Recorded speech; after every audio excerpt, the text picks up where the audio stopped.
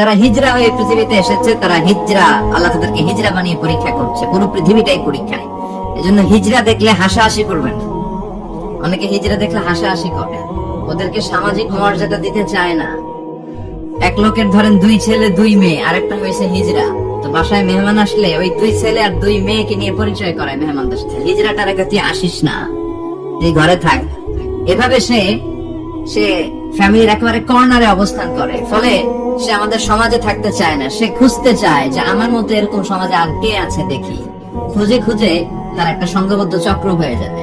যখনই তারা জীবিকার তাগিদে রাস্তায় নেমে পড়ে, আর হিংস্র প্রাণীর মতো শুক্রবারে জামাইয়ের গাড়ি যদি দেখে, বরের গাড়ি, ওইটা আটকায়। রাস্তাঘাটে ট্রাকের ড্রাইভার থেকে টাকা তোলে, প্রাইভেট কার যারা চালায়, গাড়ি চালায়, ওদের থেকে টাকা তোলে না? এর কারণ এদেরকে আমরা সামাজিক ভাবে সম্মান দিতে শিখি নাই। পৃথিবীর অনেক দেশে আমি ঘুরেছি, ওখানে দেখেছি হিজড়াদেরকে সামাজিক ভাবে অনেক বেশি রেসপেক্ট করা হয়, যাতে ওরা নিজেদেরকে কর্নার ম্যান না ভাবে যে আমরা এক পাশের মানুষ। না, তারাও মেইন স্ট্রিমের, মূল স্রোতের মানুষ। তাদেরকে বিভিন্ন কাজে সুযোগ করে দেওয়া উচিত। এজন্য হিজড়াদেরকে নিয়ে মা বাবারা বিপাকে পড়ে। আমার একটা সন্তানও হিজড়া হয়ে জন্মাতে পারে। স্কুলে যখন আমরা বাচ্চাদেরকে ভর্তি করাতে যাই, বাচ্চার নাম, মায়ের নাম, বাবার নাম, বাচ্চার লিঙ্গ, এটা ছেলে না মেয়ে, 2টা ঘর থাকে, কিন্তু উভয় লিঙ্গের কোনো ঘর নাই, ঠিক কিনা? এটা সামাজিক ভাবে আপনারা এটার ব্যাপারে গণসচেতনতা তৈরি করতে পারেন। এখানে কেউ চেয়ারম্যান আছে কিনা আজকে জানি না, তিনি হচ্ছেন এলাকার leader, member of the parliament. আপনারা যারা নেতা শ্রেণীর আছেন, তারা হিজড়াদেরকে খুঁজে তাদেরকে নিয়ে একটা সোসাইটি করতে পারে, যে তাদেরকে কাজের ব্যবস্থা করাবো, তাদেরকে সুশিক্ষায় শিক্ষিত করাবো, তাদের মেধাটাও দেশ গঠনের কাজে লাগানো হোক, ঠিক কিনা? এজন্য এগুলো হচ্ছে সব আল্লাহ তাআলার দান। বিশ্বনবীর মসজিদে নববীতে জামাতের ভেতরে শুধু পুরুষ সাহাবারা থাকতো না, পুরুষ থাকতো, নারী থাকতো, হিজড়া থাকতো, বাচ্চারাও থাকতো। আমরা অনেকে বাচ্চাদেরকে মসজিদে ঢুকাতে চাই না, আছে না নাই? অনেক মুরব্বী চাচারা বাচ্চাদেরকে দেখলেই খুব রেগে যায়, আছে না নাই? আপনারা এখানে মুরব্বীরা যারা আছেন, আপনারা হয়তো রাগেন না, অন্যান্য এলাকায় দেখেছি আমি যে খুব রেগে যায়, বলে যে এটাকে আনছে কে? তুরস্কের বিভিন্ন মসজিদের ওয়ালে ওয়ালে লাগানো, যে জামাত চলাকালীন অবস্থায় যদি পেছনে বাচ্চাদের চিল্লা চিল্লি, কিচির মিচির আওয়াজ শুনতে পাওয়া না যায়, তাহলে পরবর্তী প্রজন্ম নিয়ে আপনারা ভয়ের ভেতরে থাকেন। তার মানে নেক্সট জেনারেশন তো মুসল্লি হচ্ছে না।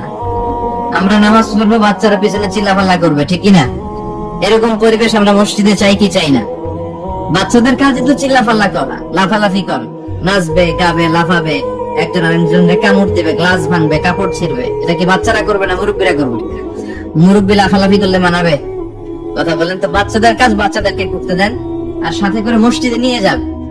বাবারা মসজিদে নিয়ে যাবেন, ওকে বোঝাবেন যে এটা আমাদের ইবাদত গাহ, এখানে বসে আমরা আমাদের স্রষ্টাকে ডাকবো, এখানে দুষ্টুমি করা যাবে না। তো বিশ্বনবীর মসজিদে নববীতে জামাতের প্রথম কাতারে দাঁড়াতো, প্রথম দিকের কাতারগুলোতে দাঁড়াতো পুরুষেরা, তারপর একটা সার্টেন গ্যাপ রেখে দাঁড়াতো নারীরা, তারপরে দাঁড়াতো হিজড়ারা, তারপরে দাঁড়াতো ছোট ছোট বাচ্চারা। তো বিশ্বনবী সবাইকে নিয়ে দাঁড়িয়ে নামাজ শুরু করেছেন, আল্লাহু আকবার। রুকুতে গিয়েছেন, রুকু থেকে উঠে পড়েছেন সামি আল্লাহু লিমান হামিদা। পেছন থেকে সাহাবারা ফিসফিস আওয়াজে পড়েছে রব্বানা ওয়ালাকাল হামদ।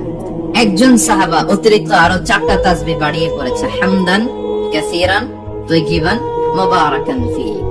সালাত শেষে বিশ্বনবী সাহাবাকে বললেন, সাহাবীদের দিকে লক্ষ্য করে বললেন যে তোমরা সবাই পড়েছো রব্বানা ওয়ালাকাল হামদ, কে যেন বাড়িয়ে পড়েছো হামদান কাসীরান তাইয়িবান মুবারাকান ফি। এই 4টা তাসবিহ কে পড়েছো? এটা তো আমি শিখাই নাই, তুমি পেলে কই? কেউ দাঁড়ায় না, ভয়। বিশ্বনবী অভয় দিলেন, ভয় পেও না, দাঁড়াও। একজন দাঁড়িয়ে বলল, ইয়া রাসূলুল্লাহ, আমি আল্লাহর তাসবিহ কম কম পড়লে আমার পোষায় না, আমার পড়তে মনে চায় বেশি বেশি, এজন্য আমি নিজ থেকেই 4টা তাসবিহ বানিয়ে পড়েছি। বিশ্বনবী বললেন, ভয় পেও না, তোমরা তো দেখোনি আমি সালাতরত অবস্থায় দেখেছি বিদউ ওয়া সালাসুনা মালায়েকা। তোমার এই 4টা তাসবিহর যে সওয়াব হয়েছে, এই সওয়াবটা 30 জনেরও বেশি ফেরেশতা কে কার আগে আল্লাহর আরশে পৌঁছে দিবে এ নিয়ে আকাশে প্রতিযোগিতা করছিল। এজন্য আল্লাহর প্রশংসা কি কম কম না বেশি বেশি? সব সময় আল্লাহর প্রশংসা করতে রাজি আছেন? সব জায়গায় প্রশংসা করতে রাজি আছেন?